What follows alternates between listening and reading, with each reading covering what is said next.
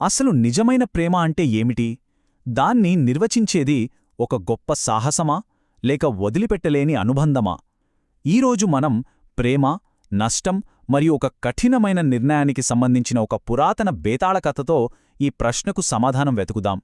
పదండి, కథలోకి వెళ్ళిపోదాం. ముగ్గురు ప్రేమికులు, ఒకే అమ్మాయి. కాని వాళ్లలో ఎవరు ఆమె భర్త అవుతారో నిర్ణయించేది ఆమె పెళ్లి కాదు, ఆమె చావు. వినడానికి చాలా విచిత్రంగా ఉంది కదూ? అసలీ పరిస్థితి ఎలా వచ్చిందో ఇప్పుడు చూద్దాం. ఈ చిక్కుముడి ఎలా మొదలైందో తెలియాలంటే మనం ముందుగా మన కథానాయిక మందారవతి గురించి తెలుసుకోవాలి. ఆమె జీవితం పైకి సంతోషంగా కనిపించినా దానిలో ఒక పెద్ద విషాదం దాగి ఉంది. ఈ కథ మన కథానాయిక మందారవతితో మొదలవుతుంది. ఆమె అందం గురించి ఆ ఊరంతా మాట్లాడుకునేవారు. అంతటి సౌందర్య రాశి. అయితే ఆమెను ప్రేమించింది ఒకరు కాదు, ఇద్దరు కాదు, ఏకంగా ముగ్గురు. మరి వాళ్లేం సాధారణమైన వాళ్లు కాదు, ప్రతి ఒక్కరు గొప్పవాళ్లే. ఇప్పుడు చెప్పండి, తండ్రి పరిస్థితేంటి? ఎవరికిచ్చి పెళ్లి చేయాలి? పెద్ద తలనొప్పి కదా. కాని వాళ్ళెవరూ ఊహించనిది జరిగింది. విధి వాళ్ల జీవితాలతో ఆడుకుంది. ఏ నిర్ణయం తీసుకోకముందే పాపం మందారవతి పాముకాటుతో చనిపోయింది. ఈ ఒక్క సంఘటనతో కథ పూర్తిగా మలుపు తిరిగింది. ఒకే అమ్మాయిని ప్రేమించారు, కాని ఆమె మరణం ఆ ముగ్గురిని మూడు వేర్వేరు దారుల్లోకి నెట్టేసింది. వాళ్లు తమ దుఃఖాన్ని చూపించిన విధానం పూర్తిగా భిన్నం. మొదటివాడేం చేశాడంటే భక్తి మార్గాన్ని ఎంచుకున్నాడు. ఆమె అస్థికలను తీసుకుని పవిత్రమైన కాశీకి వెళ్లాడు. అక్కడ శాస్త్రోక్తంగా కర్మలు జరిపించి ఆమె ఆత్మకు శాంతి కలగాలని కోరుకున్నాడు.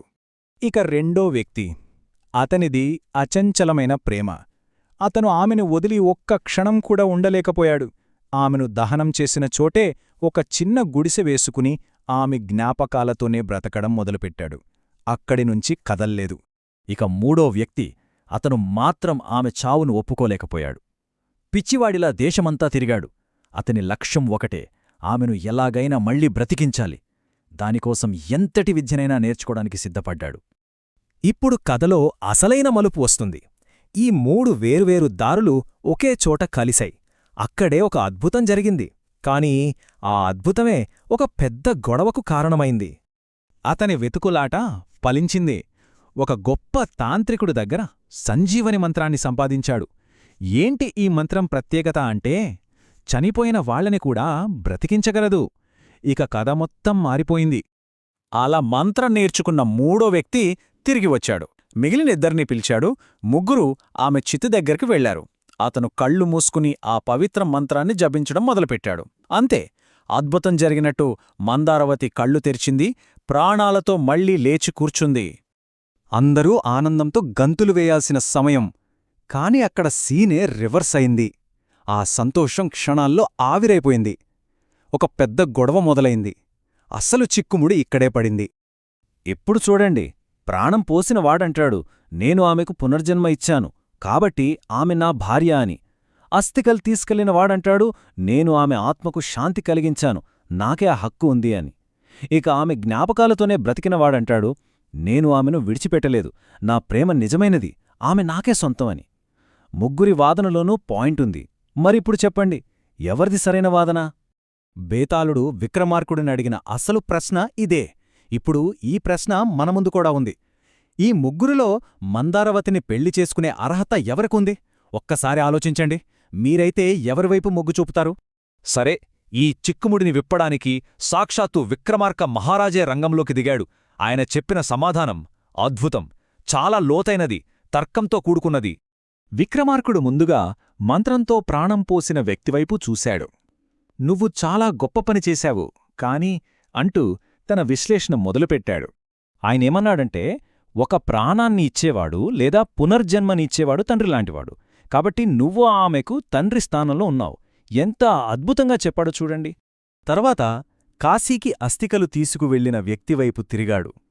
మరి నీ స్థానం ఏంటి అన్నట్టుగా చూసి తన తీర్పును ఇలా వివరించాడు. రాజు ఇలా అన్నాడు, తల్లిదండ్రుల అంత్యక్రియలు చేసి పితృకర్మలు నిర్వర్తించేది కొడుకు. నువ్వు ఆ విధిని నిర్వర్తించావు కాబట్టి నువ్వు ఆమెకు కొడుకు సమానం.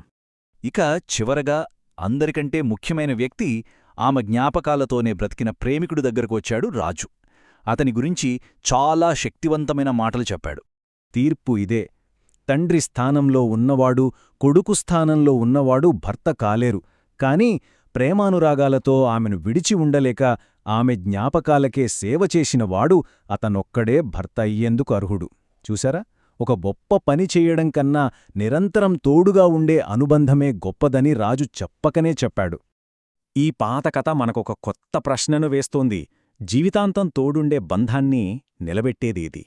ఒక్కసారి చేసే గొప్ప త్యాగమా, లేక ప్రతిరోజూ చూపించే నిశ్శబ్దమైన ప్రేమ, నిబద్ధతనా?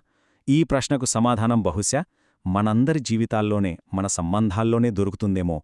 ఒక్కసారి ఆలోచించండి.